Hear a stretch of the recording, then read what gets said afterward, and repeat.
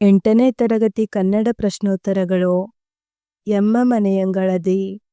ಕೃತಿಕಾರರ ಪರಿಚಯ. ಕವಿ ಶ್ರೀನಿಧಿ ಡಿ.ಎಸ್. ಸ್ಥಳ ದಕ್ಷಿಣ ಕನ್ನಡ ಜಿಲ್ಲೆಯ ಕಿನ್ನಗೋಳಿ. ಜನನ 1983. ರಚನೆ ಹೂವು ಹೆಕ್ಕುವ ಸಮಯ. ಕವನ ಸಂಕಲನ. ತೂಗು ಮಂಚದಲ್ಲಿ ಕೂತು. ಲಲಿತ ಪ್ರಬಂಧಗಳ ಸಂಕಲನ. ಆಕರ ಗ್ರಂಥ. ಈ ಪಾಠವನ್ನು ಇವರ ತೂಗು ಮಂಚದಲ್ಲಿ ಕೂತು ಲಲಿತ ಪ್ರಬಂಧಗಳ ಸಂಕಲನದಿಂದ ಆಯ್ದುಕೊಳ್ಳಲಾಗಿದೆ. ಪ್ರಶ್ನೆಗಳು. 1 ವಾಕ್ಯ. ಅಜ್ಜಿ ಬೈದಾಗ ಹುಡುಗರು ಖುಷಿಯಾಗುತ್ತಿದ್ದುದು ಯಾಕೆ? ಅಜ್ಜಿ ಕಷ್ಟಪಟ್ಟು ಸಗಣಿ ಸಾರಿಸಿದ ನೆಲ ಕಿತ್ತು ಹೋದಾಗ ಬೈಯುತ್ತಿದ್ದರು. ಆದರೆ ಮಾರನೇ ದಿನ ಸಗಣಿ ಸಾರಿಸುವ ಅವಕಾಶ ತಮಗೆ ಸಿಗುತ್ತದೆಂದು ಹುಡುಗರೆಲ್ಲರೂ ಖುಷಿಯಾಗುತ್ತಿದ್ದರು. ಮಳೆ ಬರುವಾಗ ಹಳ್ಳಿಯವರು ಏನು ಮಾಡುತ್ತಾರೆ? ಮಳೆ ಬರುವಾಗ ಮಲೆನಾಡಿನವರು ಅಡಿಕೆಯ ಸೌಗೆಗಳನ್ನು, ಕರಾವಳಿಯಲ್ಲಿ ತೆಂಗಿನ ಮಡಲುಗಳನ್ನು ಕೊಟ್ಟಿಗೆಯ ಅಟ್ಟದಲ್ಲಿ ಸಂಗ್ರಹಿಸುತ್ತಾರೆ. ಹಾಗೂ ಹಲಸಿನ ಬೀಜ, ಗೇರು ಬೀಜಗಳನ್ನು ಸುಟ್ಟು ತಿನ್ನುತ್ತಾ ಕುಳಿತುಕೊಳ್ಳುತ್ತಾರೆ. ಮಳೆಗಾಲದಲ್ಲಿ ಅಂಗಳದಲ್ಲಿ ಯಾವ ಯಾವ ಗಿಡಗಳು ಮೊಳೆಯುತ್ತವೆ? ಮಳೆಗಾಲದಲ್ಲಿ ಅಂಗಳದಲ್ಲಿ ನಾಗದಾಳಿ, ಡೇರೆ, ಗೌರಿ, ಟೊಮೆಟೊ, ಭತ್ತ ಮುಂತಾದ ಗಿಡಗಳು ಮೊಳೆಯುತ್ತವೆ. ತುಳಸಿ ಕಟ್ಟೆಯನ್ನು ಅಲಂಕರಿಸುವ ಸಂದರ್ಭಗಳು ಯಾವುವು? ತುಳಸಿ ಕಟ್ಟೆಯನ್ನು ಅಲಂಕರಿಸುವ ಸಂದರ್ಭಗಳು ದೀಪಾವಳಿ ಮತ್ತು ಉತ್ಥಾನ ದ್ವಾದಶಿಯ ತುಳಸಿ ಮದುವೆಯ ದಿನದಂದು. ಜಗದ ನಿಯಮ ಯಾವುದು? ಬದಲಾವಣೆಯೇ ಜಗದ ನಿಯಮ. 3-4 ವಾಕ್ಯ. ಮನೆ ಮತ್ತು ಅಂಗಳಗಳಿಗೆ ಇರುವ ವ್ಯತ್ಯಾಸಗಳೇನು? ಮನೆಯೆಂಬ ಆಶ್ರಯದಿಂದ ಜಗತ್ತೆಂಬ ಜಾಲಕ್ಕೆ ಕಾಲಿಡಬೇಕೆಂದರೆ ಮೊದಲು ಮೀರಬೇಕಾದದ್ದು ಅಂಗಳವನ್ನೇ. ಮೊದಲು ಕತ್ತಲಾಗುವುದು ಮನೆಯೊಳಕ್ಕಾದರೆ ಮೊದಲು ಬೆಳಕಾಗುವುದು ಅಂಗಳಕ್ಕೆ. ಹುಟ್ಟಿನ ಸಂಭ್ರಮಕ್ಕೆ ಒಳಮನೆ ಸಾಕ್ಷಿಯಾದರೆ ಸಾವಿನ ಸೂತಕಕ್ಕೆ ಅಂಗಳವೇ ಆಶ್ರಯ. ಒಳಗೆ ಯಾರು ಹೇಗೋ, ಆದರೆ ಬಯಲಂತ ಅಂಗಳಕ್ಕೆ ಎಲ್ಲರೂ ಸಮಾನರೇ. ಆಳು ಅರಸನು ಜೊತೆಗೆ ನಿಂತು ಮಾತನಾಡಲು ಅಂಗಳದಲ್ಲಿ ಮಾತ್ರ ಸಾಧ್ಯ. ಮನೆಯೇ ಮೊದಲ ಪಾಠಶಾಲೆಯಾದರೆ ಅಂಗಳವೇ ಮೊದಲ ಮೈದಾನ. ಅಂಗಳದಲ್ಲಿ ಮಕ್ಕಳು ಹೇಗೆ ನಲಿದಾಡುತ್ತಾರೆ? ಬೇಸಿಗೆಯಲ್ಲಿ ಮಕ್ಕಳಿಗೆ ಅಂಗಳವೇ ಹೆಡ್ಡಾಫೀಸಾಗಿತ್ತು. ಕಣ್ಣಾಮುಚ್ಚಾಲೆಯಿಂದ ತೊಡಗಿ ಕಂಬದಾಟದವರೆಗೂ ಅಂಗಳವೇ ಆಡುಂಬೋಲ. ಮಕ್ಕಳ ಕೈಯ ನುಣುಪೆಲ್ಲ ಐಸ್ಪೈಸ್ ಆಡುವ ಕಂಬಗಳಿಗೆ ಮೆತ್ತಿಕೊಂಡು ಕಂಬಗಳ ಒರಟೆಲ್ಲ ಅವರ ಕೈಗಂಟಿಕೊಳ್ಳುವಷ್ಟು ಅಲ್ಲೇ ಆಟವಾಡುತ್ತಿದ್ದರು. ಒಂದಾಟ ಮುಗಿದ ಮೇಲೆ ಇನ್ನೊಂದು. ಕೂತು ಆಡುವ ಆಟ ಮುಗಿದರೆ ನಿಂತಾಟ, ಮತ್ತೆ ಕುಣಿದಾಟ. ಚಪ್ಪರದೇಣಿಯೇ ಸಿಂಹಾಸನ, ಸೆಗಣಿ ಸಾರಿಸಿದ ನೆಲವೇ ವೇದಿಕೆ, ಅಡಿಕೆಯ ದಬ್ಬೆಯೇ ಶಿವಧನಸ್ಸು, ವಜ್ರಾಯುಧ ಶಿವಾಜಿಯ ಕತ್ತಿ. ಅಜ್ಜಿ ಕಷ್ಟಪಟ್ಟು ಸೆಗಣಿ ಸಾರಿಸಿದ ನೆಲವೆಲ್ಲ ಕಿತ್ತು ಹೋಯಿತು ಎಂದು ಬೈದರೆ ಮಕ್ಕಳಿಗೆಲ್ಲ ಪರಮಾನಂದ. ಮಲೆನಾಡಿನಲ್ಲಿ ನಡೆಯುವ ಮದುವೆಗಳಿಗೂ ಅಂಗಳಕ್ಕೂ ಏನು ಸಂಬಂಧ? ಮಲೆನಾಡಿನಲ್ಲಿ ಬಹಳ ಮದುವೆಗಳ ಮಂಟಪಗಳಿಗೆ ಅಂಗಳವೇ ಆಶ್ರಯದಾತ. ಮದುವೆಯ ಸಮಸ್ತ ತಯಾರಿಗಳಿಗೂ ಅಂಗಳವೇ ಗತಿ. ಪಕ್ಕದ ಮನೆ ಅಂಗಳದಲ್ಲಿ ಬಾಳೆ ಎಲೆಗಳನ್ನು ಕ್ಲೀನು ಮಾಡಿ ತರಕಾರಿ ಕೊಚ್ಚಿದರೆ ಮತ್ತೊಂದು ಮನೆ ಅಂಗಳದಲ್ಲಿ ಊಟದ ತಯಾರಿ, ಇನ್ಯಾರದೋ ಹಿತ್ತಲಲ್ಲಿ ಅಡುಗೆ. ಗೃಹ ಪ್ರವೇಶವೆಂಬ ಗಂಡಿನ ಮನೆಯ ಸಂಭ್ರಮಕ್ಕೆ ಮತ್ತೆ ಅಂಗಳವೇ ಸಾಕ್ಷಿ. ಹೆಣ್ಣಿನ ಹೊಸ ಬದುಕು ಆರಂಭವಾಗುವುದೇ ಅಂಗಳದಲ್ಲಿ. ಅಡಿಕೆ ಸುಲಿಯುವ ಸಮಯದಲ್ಲಿ ಅಂಗಳ ಹೇಗಿರುತ್ತದೆ? ಅಡಿಕೆ ಕೊಯ್ಲಿನ ಸಮಯದಲ್ಲಿ ಮಲೆನಾಡಿನಲ್ಲಿ ಹಸಿರು ಹಳದಿ ಅಡಿಕೆಗಳ ರಾಶಿ ರಾಶಿ ಗೊಂಚಲುಗಳು ಅಂಗಳವನ್ನು ತುಂಬಿಕೊಳ್ಳುವ ಪರಿಯೇ ಚಂದ. ಊರ ಮಂದಿಯೆಲ್ಲ ಒಂದಾಗಿ ಹಗಲೆನ್ನದೆ ರಾತ್ರಿ ಎನ್ನದೆ ಆ ಅಡಿಕೆಗಳನ್ನು ಸುಲಿಯುವ ಸಂಭ್ರಮಕ್ಕೆ ಸಾಟಿಯೇ ಇಲ್ಲ. ಅಂಗಳದ ಆಚೆಗೆ ಅದೇನೇ ಆಗಿದ್ದರೂ ಒಳಗೆ ಬಂದು ಕೂತ ಮೇಲೆ ಎಲ್ಲರೂ ಒಂದೇ ಇಲ್ಲಿ. ವಿದೇಶಿ ಸಾಫ್ಟ್ವೇರ್ ಕಂಪನಿಯಲ್ಲಿ ಕೆಲಸ ಮಾಡುತ್ತಿರುವ ವಾರಾಂತ್ಯದಲ್ಲಿ ಊರಿಗೆ ಬಂದ ಮನೆ ಮಗನೂ ಆಳು ಮಗನೂ ಒಟ್ಟಿಗೆ ಅಡಿಕೆ ಸುಲಿಯುತ್ತಿರುತ್ತಾರೆ.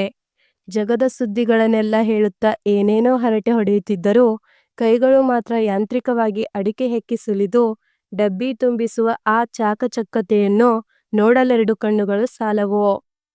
7-8 ವಾಕ್ಯ. ಅಂಗಳವೆಂಬುದು ಲೇಖಕರ ಬಾಲ್ಯದ ನೆನಪುಗಳೊಂದಿಗೆ ಹೇಗೆ ಬೆಸೆದುಕೊಂಡಿದೆ? ಅಂಗಳವು ವೈವಿಧ್ಯಮಯ ವಿಷಯಗಳ ಆಶ್ರಯ ತಾಣವಾಗಿತ್ತು.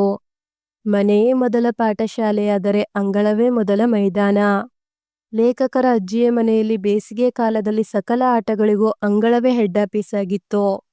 ಇಲ್ಲಿ ಮಕ್ಕಳು ಕಣ್ಣಾಮುಚ್ಚಾಲೆಯಿಂದ ತೊಡಗಿ ಕಂಬದಾಟ, ಕುಂಟಾಟದವರೆಗೆ ಎಲ್ಲಾ ಬಗೆಯ ಆಟಗಳನ್ನು ಆಡುತ್ತಿದ್ದರು.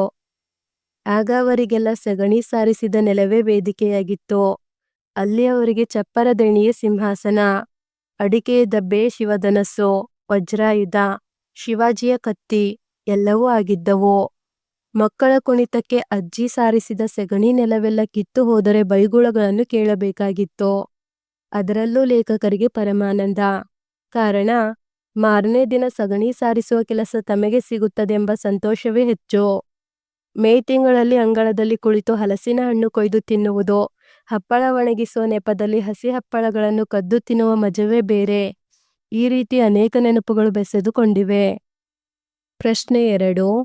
ಮಳೆಗಾಲದ ಅಂಗಳದ ಚಿತ್ರಣ ಹೇಗಿರುತ್ತದೆ? ಮಳೆಗಾಲದ ಮೋಡಗಳು ದಟ್ಟೈಸಿಕೊಳ್ಳುವ ಮೊದಲು ಅಡಿಕೆ ಸೋಗೆಗಳು ಅಥವಾ ತೆಂಗಿನ ಮಡಲುಗಳೆಲ್ಲವೂ ಕೊಟ್ಟಿಗೆ ಸೇರುತ್ತಿದ್ದವು. ಮಳೆ ನೀರು ಹೆಂಚಿಂದ ಬಿದ್ದು ನೆಲ ಹಾಳಾಗದಿರಲೆಂದು ಸೊಪ್ಪು ಸೋಗೆಗಳಿಂದ ಮುಚ್ಚಿಡುತ್ತಿದ್ದರು.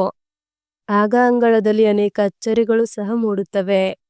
ಹಿಂದೆ ಮಳೆಗಾಲದಲ್ಲಿ ಹೂವಾಗಿ ಮರೆತು ಹೋಗಿದ್ದ ನಾಗದಾಳಿ ಗಿಡ, ಡೇರೆ ಹೂವಿನ ಗಿಡಗಳು ಮತ್ತೆ ಪ್ರತ್ಯಕ್ಷವಾದರೆ, ಗೌರಿ ಹೂವಿನ ಗಿಡಗಳಲ್ಲಿ ಬಣ್ಣ ಬಣ್ಣದ ಹೂಗಳು ಕಂಗೊಳಿಸುತ್ತಿದ್ದವು. ಅಲ್ಲಿಯೇ ಪಕ್ಕದಲ್ಲಿ ಟೊಮೆಟೊ ಹಾಗೂ ಭತ್ತದ ಸಸಿಗಳು ಸಹ ಬಾಳ್ವೆ ಆರಂಭಿಸುತ್ತಿದ್ದವು. ಕರಾವಳಿಯ ಮಳೆಗಾಲದಲ್ಲಿ ಮನೆ ಬಾಗಿಲಿಗೆ ಬರುವ ಆಟ ಕಳಂಜವೆಂಬ ಜನಪದ ನೃತ್ಯ ನೋಡಲು ಸೊಗಸು. ಅದೇ ಸಮಯದಲ್ಲಿ ಅಂಗಳದಲ್ಲಿ ಪತ್ರೊಡೆಗಳಿಗಾಗಿ ಕೆಸುವಿನೆಲೆಗಳ ಜನನವಾಗುತ್ತಿತ್ತು. ಅಂತೆಯೇ ಬಣ್ಣ ಬಣ್ಣದ ಅಣಬೆಗಳು, ದಾರಿ ತಪ್ಪಿ ಬರುವ ದೊಡ್ಡ ದೊಡ್ಡ ಕಪ್ಪೆಗಳು ಅಂಗಳವನ್ನು ಅಲಂಕರಿಸುತ್ತಿದ್ದವು. ಅಂಗಳವು ಈಗಿನ ದಿನಗಳಲ್ಲಿ ಹೇಗೆ ಬದಲಾಗಿದೆ? ಬದಲಾವಣೆ ಎಂಬ ಜಗದ ನಿಯಮ ಅಂಗಳಕ್ಕೂ ಅನ್ವಯಿಸುತ್ತದೆ. ಸೆಗಣಿಯ ಅಂಗಳವನ್ನು ಇಂಟರ್ಲಾಕ್ಗಳು ನಿಧಾನವಾಗಿ ಬಂಧಿಸುತ್ತಿವೆ.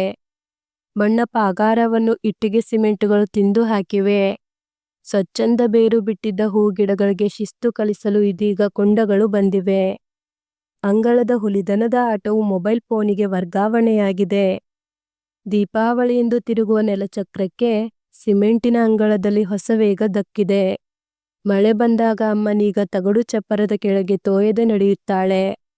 ಅಂಗಳದ ಕಳೆ ತೆಗೆದು ತೆಗೆದು ನಡುಬಾಗಿದ್ದ ಅಜ್ಜನೀಗ ಕೋಲು ಹಿಡಿದು ನೆಟ್ಟಗಾಗಿದ್ದಾನೆ.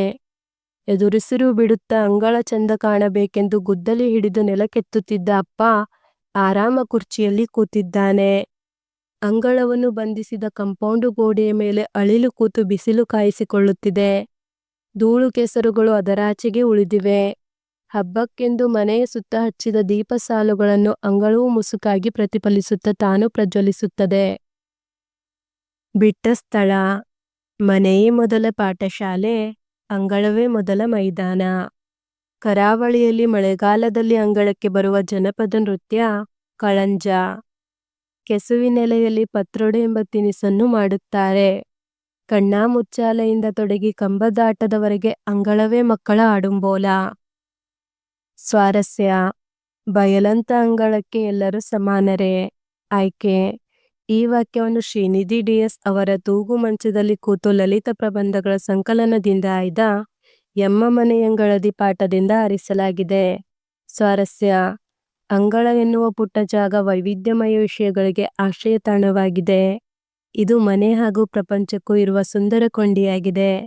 ಹುಟ್ಟಿನ ಸಂಭ್ರಮದಿಂದ ಸಾವಿನ ಸೂತಕದವರೆಗೆ ಎಲ್ಲದಕ್ಕೂ ಸಾಕ್ಷಿಯಾಗಿದೆ. ಈ ರೀತಿ ಅಂಗಳದ ಮಹತ್ವವು ಸ್ವಾರಸ್ಯಕರವಾಗಿ ಮೂಡಿ ಬಂದಿದೆ. ಮಳೆಗಾಲದಲ್ಲಿ ಅಂಗಳ ಅನಾಥ. ಆಯ್ಕೆ. ಈ ವಾಕ್ಯವನ್ನು ಶ್ರೀನಿಧಿ ಡಿ.ಎಸ್. ಅವರ ತೂಗು ಮಂಚದಲ್ಲಿ ಕೂತು ಲಲಿತ ಪ್ರಬಂಧಗಳ ಸಂಕಲನದಿಂದ ಆಯ್ದ ಎಮ್ಮ ಮನೆಯಂಗಳದಿ ಪಾಠದಿಂದ ಆರಿಸಲಾಗಿದೆ. ಸ್ವಾರಸ್ಯ. ಮಳೆಗಾಲದಲ್ಲಿ ಮೋಡಗಳು ಆವರಿಸಿಕೊಂಡು ಒಮ್ಮೆ ಮಳೆ ಸುರಿಯಲು ಪ್ರಾರಂಭಿಸಿದೊಡನೆ ಅಷ್ಟು ದಿನಗಳಿಂದ ಅಂಗಳದಲ್ಲೇ ಇರುತ್ತಿದ್ದಂತಹ ಅಡಿಕೆ ಸೋಗೆ, ತೆಂಗಿನ ಮಡುಗಳೆಲ್ಲವೂ ಕೊಟ್ಟಿಗೆ ಸೇರುತ್ತಿದ್ದವು.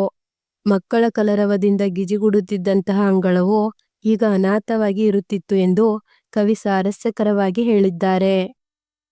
ಅಂಗಳ ಮಾತ್ರವೇ ಹಳೆಯದು ಎನ್ನಿಸುತ್ತದೇನೋ? ಆಯ್ಕೆ.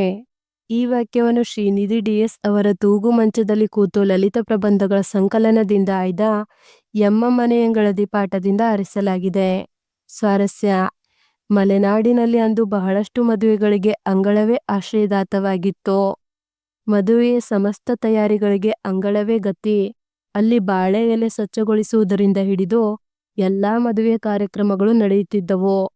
ಹೆಣ್ಣಿನ ಹೊಸ ಜೀವನ ಸಹ ಅಂಗಳದಲ್ಲೇ ಆರಂಭವಾಗುತ್ತಿತ್ತು. ಅಂತಹ ಸಂದರ್ಭದಲ್ಲಿ ಅಂಗಳವನ್ನು ಬಿಟ್ಟು ಉಳಿದೆಲ್ಲವೂ ಹೊಸದಾಗಿ ಕಂಗೊಳಿಸುತ್ತಿತ್ತು ಎಂದು ವಿವರಿಸಲಾಗಿದೆ. ಕಟ್ಟೆಯ ಮೇಲಿನ ದೀಪವು ಅಂಗಳದ ನಕ್ಷತ್ರ. ಆಯ್ಕೆ: ಈ ವಾಕ್ಯವನ್ನು ಶ್ರೀನಿಧಿ ಡಿ.ಎಸ್. ಅವರ ತೂಗು ಮಂಚದಲ್ಲಿ ಕೂತು ಲಲಿತ ಪ್ರಬಂಧಗಳ ಸಂಕಲನದಿಂದ ಆಯ್ದ ಎಮ್ಮ ಮನೆಯಂಗಳದಿ ಪಾಠದಿಂದ ಆರಿಸಲಾಗಿದೆ. ಸ್ವಾರಸ್ಯ: ಕರಾವಳಿಯ ಮಳೆಗಾಲದಲ್ಲಿ ಅಂಗಳದಲ್ಲಾಗುವಂತಹ ಅನೇಕ ಬದಲಾವಣೆಗಳ ಬಗ್ಗೆ ಲೇಖಕರು ಪ್ರಸ್ತಾಪಿಸುತ್ತಾ, ಜನಪದ ನೃತ್ಯದ ಸೊಗಸು, ಚಹಾದ ಜೊತೆಗೆ ಜಿಹ್ವಾ ಚಾಪಲ್ಯವನ್ನು ತೀರಿಸುವ ಪತ್ರುಡೆಗಳು, ಬಣ್ಣ ಬಣ್ಣದ ಅಣಬೆಗಳು, ದೊಡ್ಡ ದೊಡ್ಡ ಕಪ್ಪೆಗಳು ಅಂಗಳವನ್ನು ಅಲಂಕರಿಸುತ್ತವೆ. ಅಂತೆಯೇ ಮುತ್ತೈದೆಯ ಹಣೆಗೆ ತಿಲಕವಿಟ್ಟಂತೆ ತುಳಸಿ ಕಟ್ಟೆ ಮುಂದೆ ಹಚ್ಚಿರುವ ಮಿನುಗು ದೀಪವು ಅಂಗಳದ ನಕ್ಷತ್ರ ಎಂದು ವರ್ಣಿಸಿದ್ದಾರೆ. ಭಾಷಾಭ್ಯಾಸ: ಈ ಕೆಳಗಿನ ವಾಕ್ಯಗಳನ್ನು ಸರಿಯಾದ ಕ್ರಮದಲ್ಲಿ ಬರೆಯಿರಿ. ಮದುವೆಗಳ ಅಂಗಳವೇ ಮಂಟಪಗಳಿಗೆ ಮಲೆನಾಡಿನಲ್ಲಿ ಆಶ್ರಯದಾತ ಬಹಳ. ಮಲೆನಾಡಿನಲ್ಲಿ ಬಹಳ ಮದುವೆಗಳ ಮಂಟಪಗಳಿಗೆ ಅಂಗಳವೇ ಆಶ್ರಯದಾತ. ಅಂಗಳಕ್ಕೂ ಜಗದ ಅನ್ವಯಿಸುತ್ತದೆ ಎಂಬ ಬದಲಾವಣೆ ನಿಯಮ. ಬದಲಾವಣೆ ಎಂಬ ಜಗದ ನಿಯಮ ಅಂಗಳಕ್ಕೂ ಅನ್ವಯಿಸುತ್ತದೆ. ಹೊಸ್ತಿಲೆ ಮಳೆಗಾಲದಲ್ಲಿ ಆಸರೆ ದೀಪಕ್ಕೆ ತುಳಸಿಯ. ಮಳೆಗಾಲದಲ್ಲಿ ತುಳಸಿಯ ದೀಪಕ್ಕೆ ಹೊಸ್ತಿಲೆ ಆಸರೆ. ದ್ವಾದಶಿಯ ಅಂಗಳದ್ದೇ ಪಾರುಪತ್ಯ ಮದುವೆಗೆ ಉತ್ಥಾನ ತುಳಸಿ. ಉತ್ಥಾನ ದ್ವಾದಶಿಯ ತುಳಸಿ ಮದುವೆಗೆ ಅಂಗಳದ್ದೇ ಪಾರುಪತ್ಯ. ಈ ಕೆಳಗಿನ ಪದಗಳಲ್ಲಿ ದೀರ್ಘ ಸ್ವರಗಳಿರುವ ಅಕ್ಷರಗಳನ್ನು ಗುರುತಿಸಿರಿ. ನೋಡಿಕೊಳ್ಳಲು ಅಂಗಳವೇ ಜಾಗ. ನ ಪ್ಲಸ್ ಓ ನೋ, ವ ಪ್ಲಸ್ ಎ ವೇ, ಜ ಪ್ಲಸ್ ಆ ಜ. ಮನೆಯೇ ಮೊದಲ ಪಾಠಶಾಲೆ. ಯು ಪ್ಲಸ್ ಎ ಎ, ವ ಪ್ಲಸ್ ಆ ಪಾ, ಶು ಪ್ಲಸ್ ಆ ಶ. ಮಳೆಗಾಲದ ಮೋಡಗಳು. ಗ ಪ್ಲಸ್ ಆ ಗ, ಮ ಪ್ಲಸ್ ಓ ಮೋ. ದಾಸವಾಳ ಗಾಳಿಗೆ ಬಗ್ಗಿತು. ದ ಪ್ಲಸ್ ಆ ದ, ವ ಪ್ಲಸ್ ಆ ವ, ಗ ಪ್ಲಸ್ ಆ ಗ. ದೀಪಾವಳಿಯ ತುಳಸಿ ಪೂಜೆ. ದ ಪ್ಲಸ್ ಇ ದಿ, ಪ ಪ್ಲಸ್ ಆ ಪ, ಸ ಪ್ಲಸ್ ಇ ಸಿ. ಈ ಕೆಳಗಿನ ವಾಕ್ಯಗಳಲ್ಲಿ ಒತ್ತಕ್ಷರಗಳನ್ನು ಗುರುತಿಸಿ. ದೀಪಕ್ಕೆ ಹೊಸ್ತಿಲೆ ಆಸರೆ.